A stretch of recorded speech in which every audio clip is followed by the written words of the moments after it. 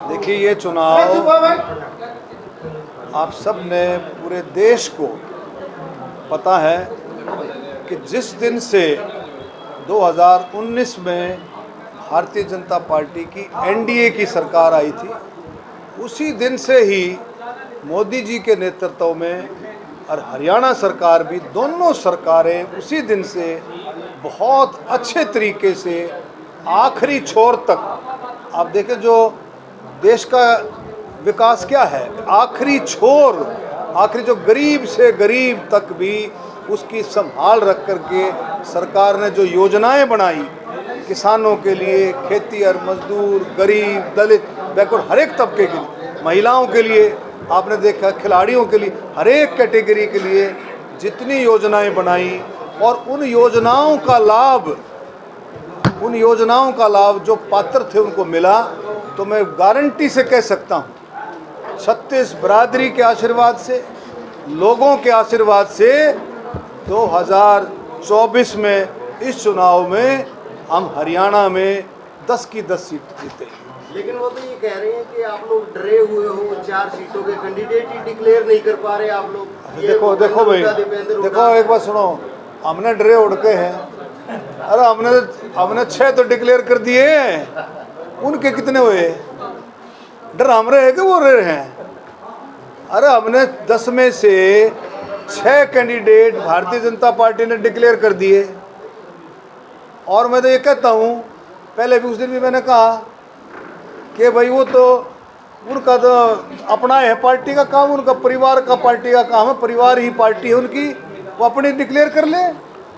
हमने 6 डिक्लेयर कर दिए, भारतीय जनता पार्टी के शीर्ष नेतृत्व ने, हमारे संसदीय बोर्ड ने 6 कर दिए, वो अपना 1 का कर ले, अपनी डिक्लेयर कर ले। दूसरा, मैंने पहले भी कहा था कि दोनों हाथों में लड्डू से काम नहीं चलेगा, लोगों के मैंडेट का सम्मान करना पड़ेगा। लोगों ने जो मैंडेट दिया, राज्यसभा से इस्तीफा देना पड़ेगा, राज्यसभा से इस्तीफा दे।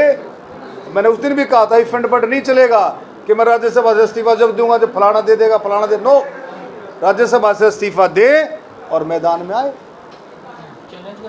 नहीं चैलेंज, देखो मैंने कभी घमंड नहीं किया जिंदगी में, ना मैं कभी घमंड करता हूँ। हम तो डाउन टू अर्थ हैं, संतों के परिवार से हैं, बिल्कुल आम लोगों की तरह से मैं बात करता हूँ। 36 बरादरी का आशीर्वाद है और बिल्कुल नॉर्मल वे से मैं कह रहा हूँ कि वो राज्यसभा का इस्तीफा दे करके मैदान में उतरे। दीपेंद्र हुड्डा ने तो पूरे लोकसभा क्षेत्र में अपना चुनाव लड़ी दिया, वो तो घर घर जाके वोट मांगने लगे। और अब ना नहीं, अब सुन तो ले। अरे भाई, ये काम कब किया है?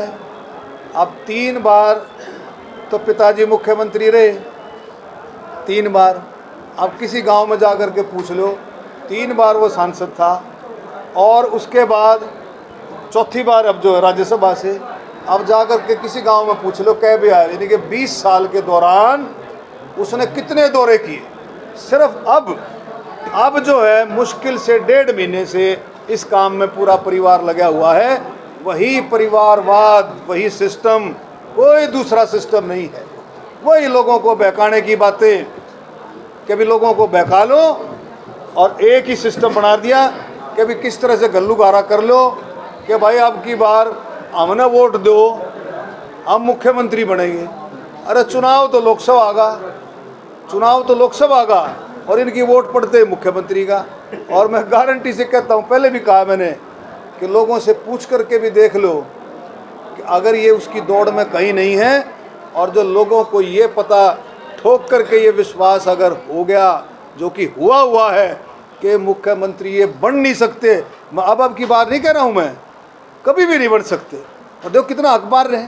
अरे एक बार जिसका नंबर आ गया, दोबारा किस लिए? और किसी को मौका दो, किसी दलित को मौका दो, किसी बैकवर्ड को मौका दो, किसी और को मौका दो, किसी आम लोगों को मौका दो।